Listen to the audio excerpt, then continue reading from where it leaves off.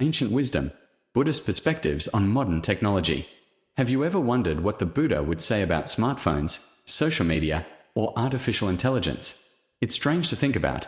Technology and Buddhist wisdom seem to come from opposite worlds. One, fast-paced, ever-changing, obsessed with innovation. The other, still, timeless, and rooted in inner peace. But maybe that contrast is exactly what makes the conversation so powerful. Buddhism doesn't reject tools. The Buddha didn't fear progress, he feared ignorance. And in many ways, technology is just another tool. Like fire, it can cook our food or burn down our home. It's not good or bad, it depends on how mindfully we use it. Think of social media. It connects us, yes, but it also fragments our attention, hijacks our dopamine, and quietly replaces deep connection with quick validation. A single scroll can take us far from ourselves. So the question becomes, are we using technology, or is it using us? Buddhist teachings remind us to return, again and again, to awareness, to not be swept away by the noise, the speed, the constant next thing. Mindfulness isn't about disconnecting from the world. It's about showing up fully in it, with our eyes open and our hearts awake. I remember once, watching a monk gently swipe on an iPad. He was reading a sutra in digital form. No judgment, no conflict, just presence. He didn't reject the tool. He simply refused to let it own him. In a way, that's the invitation for all of us. Can we bring the same stillness into our scrolling? Can we hold a phone without being held captive by it? Because the real wisdom of Buddhism isn't about escaping the world, but about being truly present in it, even in a digital age. Technology and the virtual self. A Buddhist reflection. Let me ask you something simple, yet unsettling. Who are you when you're not being watched? In Buddhist thought, the self, this I that we cling to, is not a fixed identity. It's more like a collection of conditions, body, thoughts, memories, emotions, all constantly changing. There's no permanent me sitting behind the scenes. And that's not a bad thing, it's actually liberating. But modern technology, especially social media, seems to pull us in the opposite direction. Instead of letting go of the ego, we build a digital version of it. A curated self. A filtered smile. A life arranged in grids and highlights. We don't just use these platforms, we perform on them. We construct a self, pixel by pixel, hoping for likes, hearts, shares, validation. And slowly, without even realizing it, we start to believe that this version of us is more real than who we are in silence. The ego becomes inflated and fragile. A single comment can shatter it. A friend's success post can trigger jealousy. A missed notification feels like rejection. This isn't to say technology is evil. It's not. Buddhism never said fire is evil, just that we must handle it mindfully. The same is true here. The danger isn't in the tool. It's in forgetting who we are when we are not trying to impress anyone. So the question becomes, can we use technology without letting it use us? Can we post without performing? Scroll without comparing? Can we pause, breathe, and remember that our worth doesn't come from what's seen, but from what's real? I once heard a monk say, if your sense of self needs constant proof, it was never stable to begin with. That stuck with me. Maybe, just maybe, the greatest act of rebellion in the digital age is to be authentic, not performative, not polished, just present. And that, in its essence, is the heart of Buddhist wisdom. Mindfulness in the age of distraction. A Buddhist response to the digital storm. Let's be honest, when was the last time you did nothing? Not scrolling, not replying, not half watching a show while half working on something else. Just present? In today's digital world, stillness has become rare. We live in a storm of notifications, headlines, soundbites, and ads, all competing for our attention. Our minds, once capable of resting in silence, now dart from one dopamine hit to the next. 10 seconds of a video, 3 seconds on a reel, a red dot, a buzz, a banner, a ping, over and over. And then we wonder why we feel scattered, anxious, empty. Buddhism speaks of the monkey mind, a mind that jumps from branch to branch, never settling. But what happens when that monkey gets supercharged by algorithms? This is where the ancient practice of mindfulness becomes not just relevant, but revolutionary. Mindfulness, in its simplest form, is the art of coming home. coming home to this moment, this breath, this body. It's not an escape from life, but a return to it. When we pick up our phones first thing in the morning, we are handing over our attention before we even meet ourselves. Before we take one conscious breath, someone else is steering our thoughts. What the Buddha taught over 2,500 years ago was this: if we don't train the mind, it gets trained by the world. So what can we do? We can pause. We can breathe. We can remember that not every vibration needs a reaction. That silence is not empty, it's full of information. Sometimes, the most radical act in today's world is to put down the phone and just be. And this isn't about perfection. It's not about deleting all your apps or living in a cave. It's about reclaiming your attention, moment by moment. It's about sipping your coffee without checking your inbox, listening to your child without glancing at the screen, feeling the breeze on your face, noticing that it's there at all. A few months ago, I tried an experiment. For 1 week, I left my phone in another room for the first hour of my morning. No emails, no news, just tea, breath, and quiet. The first 2 days were surprisingly uncomfortable. My hands reached for the phone without thinking. But by day 3, I felt calmer, more present, like I was actually living the beginning of my day, not just consuming it. That's the magic of mindfulness. It's not flashy. It doesn't go viral. But it heals you slowly, quietly, from the inside out. In the Buddhist tradition, mindfulness isn't just a technique, it's a way of being. It reminds us that we are not machines, not content-consuming robots. We are human beings, and we deserve to live fully, not just reactively. So, the next time you feel overwhelmed by the noise of this world, try something ancient. Close your eyes. Come back to your breath. Come back to yourself. Because in the age of distraction, presence is the new power. Compassion in the age of algorithms, a Buddhist perspective. Let me ask you something. When was the last time you read a comment on social media and felt your blood pressure rise? It's not just you. It's not weakness. It's design. We live in a world shaped, often invisibly, by algorithms. These digital architects decide what we see, when we see it, and in what emotional tone. And they're not built to show us truth. They're built to keep us engaged. And what keeps us clicking? Outrage, conflict, division, not kindness, not compassion, not nuance. If you spend enough time online, it can feel like the whole world is split into tribes, shouting across screens. Us versus them. Right versus wrong. My feed versus yours. And slowly, something precious begins to erode. Our capacity to see one another as human. That's where Buddhist wisdom becomes deeply relevant. The Buddha taught about metta, loving kindness, not just for people we like, not just for those who think like us, but for all beings, even those who challenge us, even those who seem impossible to understand. And that's hard, especially when the algorithm keeps feeding us reasons to judge, to argue, to fear. But here's the radical truth. Compassion isn't weakness. It's resistance. In a digital world that profits from our anger, choosing compassion is an act of rebellion. I remember one time I saw a heated debate unfold online. Two strangers, each entrenched in their views. At one point, someone simply commented, "Hey, I see where you're coming from. I disagree, but I hope you're okay."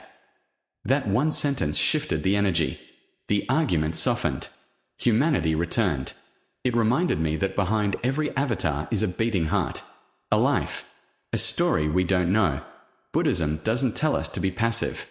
It tells us to be present. To respond, not react. To engage with awareness, not ego. So what does compassion look like in the age of algorithms? Maybe it's pausing before replying. Maybe it's choosing not to share that post designed to provoke. Maybe it's following voices different from ours, not to agree, but to understand.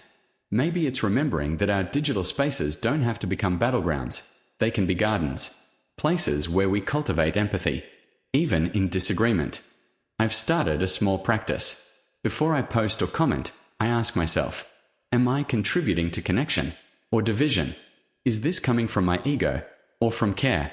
And when I forget, which I often do, I return to my breath, to that small, quiet place inside me that remembers.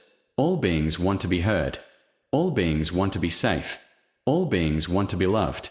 In the world of endless scrolling and algorithmic outrage, maybe the most human thing we can do is to love anyway.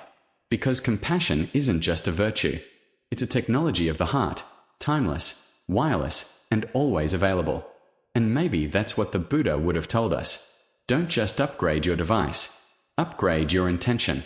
Endless craving and the roots of suffering. A Buddhist look at digital desire. Let's start with a feeling you probably know too well. You're scrolling online, and suddenly you see it. A phone, just slightly newer than yours. A dress, perfectly lit, worn by someone glowing with confidence. A vacation photo, a fitness reel, a glow-up transformation. And something stirs inside you. A whisper, I want that. You're not alone. In fact, this feeling has a name in Buddhist teaching, tan, or craving. It's at the very heart of dukkha, often translated as suffering or unsatisfactoriness. The Buddha taught that suffering doesn't just come from pain, it comes from wanting, from chasing, from believing that the next thing, that next notification, product, praise, or pleasure will finally make us whole. Sound familiar? In the digital age, craving isn't just a side effect. It's a business model. Social media platforms, shopping apps, influencer culture, they all thrive on the same cycle. You feel a lack. They offer a fix. But here's the truth Buddhism reveals. The fix doesn't fix it. Because the moment we get what we want, a new desire takes its place. It's like drinking salty water when you're thirsty. The more you consume, the thirstier you get. Now, this doesn't mean we have to reject technology altogether. The Buddha didn't tell people to renounce the world completely. He simply taught how to live in it without being consumed by it. So how do we apply that to our modern lives? We start by becoming aware of the craving when it arises. We notice the want before it becomes a habit. That scroll triggered envy. That ad made me feel small. That post sparked a sense of missing out. Can we observe that reaction instead of obeying it? Because here's the liberating secret. Craving is not who you are. It's just a mental habit. And like all habits, it can be transformed. Buddhist practice isn't about shame, it's about freedom. It invites us to stop running after the next shiny thing and ask, what is this really about? Am I lonely? Am I bored? Am I trying to prove I matter? When we meet those deeper needs with presence, rather than another purchase, we begin to heal. Slowly, gently. I'll share something personal. There was a time when I would scroll online late at night, adding things to my cart just to feel a momentary sense of control or excitement. I rarely bought them, but I realized I was using possibility as a drug. What I really craved was rest, silence, being okay with nothing new happening. And that's the paradox. Peace doesn't come from getting more. It comes from wanting less. Not because we force ourselves to be minimalist, but because we see clearly that endless craving never delivers what it promises. The Buddha taught that letting go isn't loss, it's liberation. We don't give up joy. We give up the illusion that joy comes from consumption.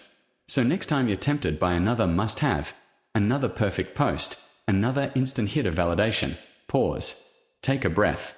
Ask yourself, what am I really looking for right now? Maybe it's not the product, but the peace you think it brings. And maybe, peace is already available. Right here. Right now. In this breath. Because the end of suffering doesn't come from adding more to your life. It comes from waking up to what's already enough. Technology as a tool for spiritual growth. A Buddhist reflection. What if the very thing that distracts us could also awaken us? We often talk about how technology pulls us away from presence, from connection, from peace. And it's true. But that's not the whole story. Like fire, technology isn't good or bad. It's how we use it that matters. So here's a radical idea. What if technology could be part of the spiritual path? Let's take a closer look. There are meditation apps that remind us to breathe. Podcasts and Dharma talks that bring ancient teachings to our earbuds. Online sangers, spiritual communities, where people from across the globe sit together in silence, reflect together, heal together. Even platforms like YouTube, Instagram, or TikTok, when approached mindfully, can become portals of wisdom. The scroll doesn't always have to lead to anxiety. It can lead to awakening. It just depends on the intention behind the screen. And that's the key word, intention. Technology doesn't just amplify what's out there, it amplifies what's in here. If our inner world is restless, we'll use the phone to escape. If our inner world is grounded, we might use the same device to deepen our practice. I remember one evening, after a difficult day, I opened a mindfulness app almost instinctively. A teacher's voice came through, gentle, steady, reminding me to come back to my breath. It was digital, yes, but it brought me into direct contact with something real, stillness. The Buddha never had Wi-Fi, but he spoke deeply about right speech, right effort, right concentration. In today's language, that might sound like right content, right connection, right use of time. So the question becomes, is your technology use pulling you outward into noise or inward into awareness? Try this. Next time you reach for your phone, pause for a second. What's the energy behind your action? Are you seeking clarity or escape, presence or distraction? Because if we are honest, most of us are not looking for entertainment. We are looking for peace, for answers, for meaning. And in the ocean of digital noise, that's still possible if we choose to seek it. You can set your homepage to a site that inspires calm. You can follow creators who promote stillness instead of comparison. You can use screen time limits, not as punishment, but as a boundary for your own sacred space. Even something as simple as turning your phone to grayscale can reduce stimulation and remind you that this device is a tool, not a master. Technology doesn't have to be the enemy of your spiritual life. It can be a bridge, a mirror, a bell of mindfulness in the palm of your hand. But it requires one thing, that you don't lose yourself in the process. The real question isn't whether you're using technology, it's whether technology is helping you come home to yourself or pulling you further away. And only you can answer that. So, next time you sit down with your phone or laptop, ask the quiet question. Does this make me more scattered or more still? More anxious or more awake? More distracted or more alive? If you choose with intention, you may find that even in this hyper-connected world, the path inward is still open, still possible, still right here. Impermanence and the life cycle of technology. We live in a world where the next big thing is always just around the corner. A new phone, a trending app, the latest update that promises to change everything. And for a while, it does feel like everything shifts, until it doesn't. Until the glow fades. Until the update breaks what once worked. Until the very tool we once loved becomes the very thing we now discard. Buddhism has a word for this ever-shifting nature of reality. Anicca, or impermanence. Everything changes. Everything passes. And yes, even technology. You see, a lot of us forget that technology, no matter how groundbreaking, is still part of this impermanent world. A viral social media platform today might become digital rubble tomorrow. The phone we swore we couldn't live without will one day be lying in a drawer, forgotten and outdated. That smart device you proudly bought last year? Already obsolete in a press release you haven't read yet. And that's okay. Because impermanence isn't a flaw. It's a feature of life. But here's the catch. The suffering comes when we try to cling to what's already slipping away. We tie our identity to our online presence, our worth to likes and follows, our sense of security to a cloud that could crash any day. We think we are our content, our devices, our data. But what happens when the battery dies? When the algorithm no longer favors us? When our digital self is no longer relevant? The Buddha taught that attachment to impermanence is the root of suffering. And technology is no exception. That doesn't mean we need to reject it. It means we need to relate to it more wisely. What if we used our phone knowing it's a temporary tool, not an extension of ourself? What if we scrolled with awareness instead of habit? What if we saw each technological wave not as something to chase, but as something to witness? Think about the old MySpace accounts, the iPods we cherished, the flip phones, the forums, the video games that once consumed our teenage years. Where are they now? They're part of a digital past, dissolving just like everything else. But we survived. And we learned. So maybe the real question isn't what's next, but rather, what's eternal beneath all this change? Because when we stop grasping at what's temporary, we start discovering what's timeless. Kindness, awareness, presence. These don't expire with a software update. They don't crash when the Wi-Fi goes out. In my own life, I've learned the hard way. I once obsessed over building the perfect online presence. Numbers, followers, engagement, it all felt urgent. But over time, I watched trends shift, platforms evolve, attention wane. The things I clung to slipped through my fingers like digital sand. And oddly, in that loss, I found peace. Because I realized I wasn't any of it. You are not your phone. You are not your online avatar. You are not the algorithm. You are the awareness that watches it all rise and fall. So next time you find yourself stressed over updates, devices, digital noise, pause. Breathe.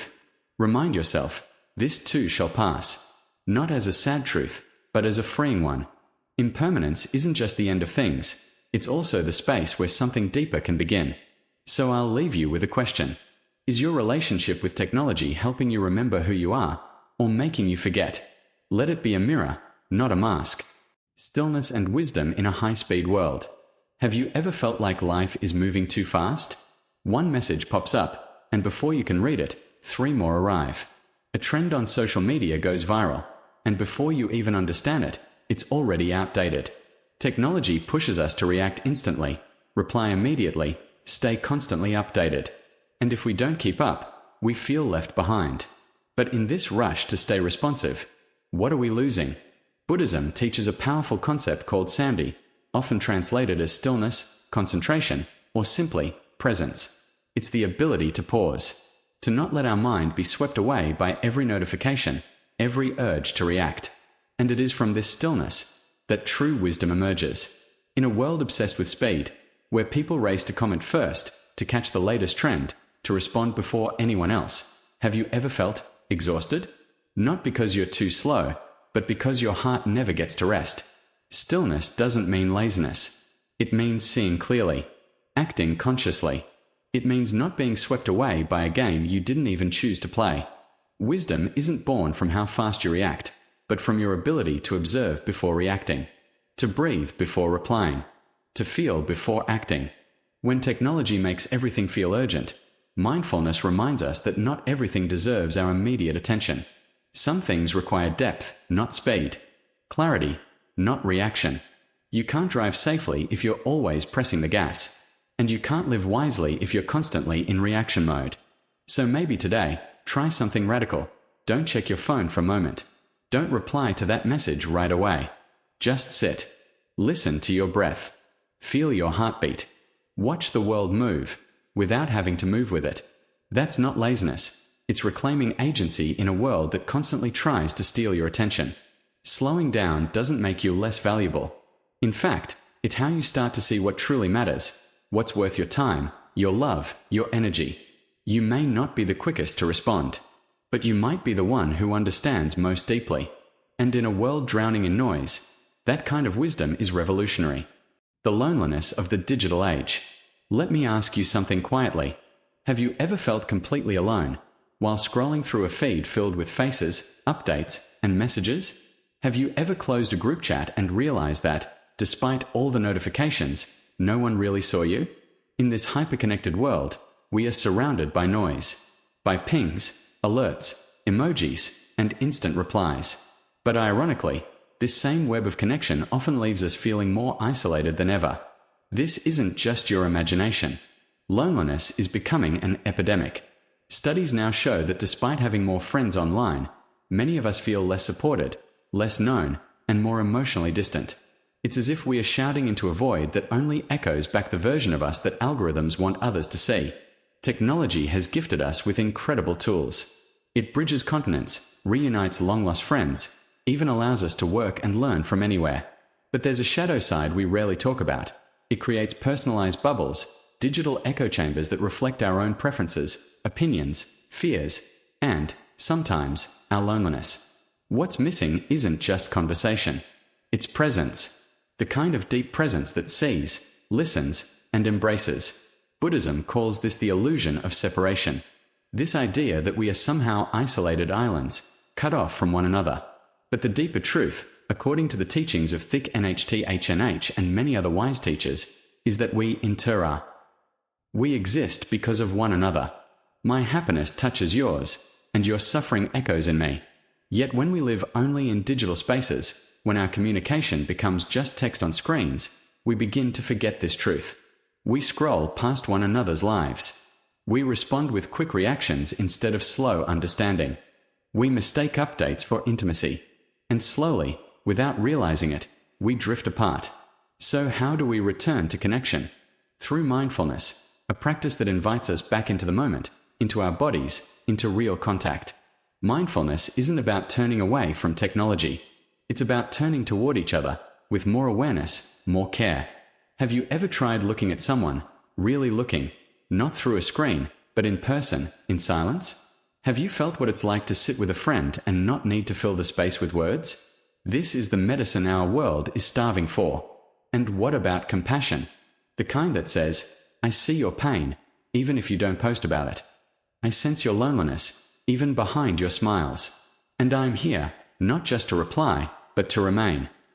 Compassion teaches us that behind every opinion, there is a story. Behind every angry tweet, a wound. Behind every silent profile, perhaps a heart that's breaking. When we practice compassion, we soften the digital walls and begin to reach across them. You see, the technology isn't the enemy. The real danger is forgetfulness, the forgetting that we are human, that we need touch, eye contact, shared presence, and quiet understanding. 1,000 likes cannot replace a single moment of genuine connection. So maybe it's time to ask, how am I showing up for myself and for others? Am I truly listening, or just reacting? Do I reach out when someone disappears from the feed, or do I scroll on, assuming they're fine? Because real connection isn't convenient. It asks for effort, for silence, for showing up even when there's no reply. Buddhism reminds us, there is no self without others. No joy that's separate. No suffering that's private. This insight isn't just spiritual, it's deeply practical. When we remember that we belong to each other, we begin to create the kind of world where no one needs to scream into the void to feel heard. So tonight, instead of checking your feed, maybe check on someone's heart. Send a message, not just a meme, but a memory. Make a call, not because it's urgent, but because it's time. Let your presence be the bridge. Let your compassion be the answer to someone's hidden loneliness. Because beyond all this connection, what we really crave is to feel seen. And perhaps that's something we can offer one another, one breath, one moment, one mindful presence at a time. The moral responsibility in the age of AI. Have you ever wondered, if one day machines start making decisions on our behalf, who will teach them compassion? In this digital age, artificial intelligence is no longer science fiction. It's embedded in our daily lives, in the virtual assistants we talk to, the recommendation engine shaping what we read, watch, buy, and even believe. And as AI grows more powerful, one question becomes increasingly urgent. Can we make it not only smarter, but also kinder? No matter how advanced AI becomes, it's still built on lines of code written by humans. If those codes lack moral clarity, if they're not rooted in human values, then we are creating tools that are efficient, but ethically blind. Blind to suffering. Blind to justice. Blind to the basic human need to be seen and understood. Buddhism doesn't offer a programming manual for AI. But for over 2,500 years, it has offered something deeper. A moral compass grounded in mindfulness and compassion. And maybe that's what technology needs right now. Not just intelligence, but wisdom. A guiding principle that asks not only can we do this, but also should we? Imagine this. If an AI system were built on compassion, would it manipulate your emotions just to keep you scrolling longer? If a machine could learn to see others as itself, would it still promote division, prejudice, or echo chambers? Mindfulness, at its core, is the ability to see clearly, to understand how the mind and actions shape the world. A world driven by AI needs this same awareness, to pause, to reflect, and to truly listen before optimizing everything blindly. You might be thinking, I'm not a tech person, this isn't my issue. But the truth is, every one of us shapes AI, through the way we use social media, what we like, share, click. Every digital action is a teaching moment for these machines. And if we move through the online world with mindlessness or aggression, AI learns that too. On the other hand, if we bring mindfulness and compassion into every click, from the way we comment to the content we choose to consume, we are quietly sowing the seeds for more responsible, more humane technology. Buddhism doesn't reject progress, but it reminds us, true progress is not just technological, it's spiritual. It's the evolution of both mind and heart. So when we talk about AI, let's not just talk about speed, innovation, or profits. Let's ask, does AI understand humanity? Can it be taught to care, to protect, maybe even, in some form, to love? Because ultimately, the ethical responsibility for AI doesn't just rest in the hands of engineers. It rests in all of us, in every human who still feels moved by the pain, the beauty, and the fragile hope of this world. Awareness is the ultimate technology. Let's pause for a moment. In an age where we carry the world in our pockets, where artificial intelligence writes symphonies, cures diseases, and answers our questions before we even finish asking, there's one technology that remains far more advanced than anything silicon can offer. It's not quantum computing. It's not neural implants. It's not even the next generation of AI. It's something ancient, quiet, and deeply human. It's awareness. The simple, silent act of being fully present, of knowing what you're doing, what you're thinking, what you're feeling, in the moment it's happening. And if you think that sounds too simple to matter, ask yourself, when was the last time you were truly here? Not just physically present, but awake, mentally, emotionally, spiritually. Buddhism has called this sati, mindfulness, or more accurately, the art of remembering yourself. Not remembering your name or your schedule, but remembering to be in this life as it's unfolding. In our modern world, we are trained to think of technology as what's cutting edge, what's efficient, what's automated. But from a Buddhist lens, the most advanced technology isn't what multiplies your speed, it's what multiplies your awareness. Because no matter how powerful your tools are, if the person using them is lost, reactive, or unaware, they can do more harm than good. A surgeon with shaky hands is dangerous, but a person with a shaky mind, holding the power of technology, can change the fate of nations. That's why mindfulness isn't just a spiritual luxury, it's a form of ethical responsibility. It's the inner software that governs how we use all outer tools. The Dalai Lama once said, "We can never obtain peace in the outer world until we make peace with ourselves." And isn't that exactly what we are facing today? We've built a world more connected than ever, yet people feel more distracted, anxious, and numb than ever before. What if the real upgrade we need isn't faster chips, but a deeper presence? What if the real revolution is not outside, but within? Think about it. A single moment of true awareness, when you're listening with your full being, breathing with intention, moving with clarity, has the power to change your day, your relationships, your entire sense of meaning. Because in that moment, you're no longer a passenger of life. You're not on autopilot. You're alive. You're participating. You're free. And freedom is the one thing no machine can ever download for you. So here's the invitation. Before chasing the next big thing, the next big app, the next smart solution, ask yourself, how awake am I right now? That small pause could be the greatest innovation of your life. Because a mindful person, no matter how old, how tired, or how overwhelmed, becomes a force of clarity in a chaotic world. And in a time when artificial intelligence is rising, what the world might need most is more natural awareness. So yes, we will keep building. We will keep innovating. But may we never forget, the highest technology is still the human heart, awake.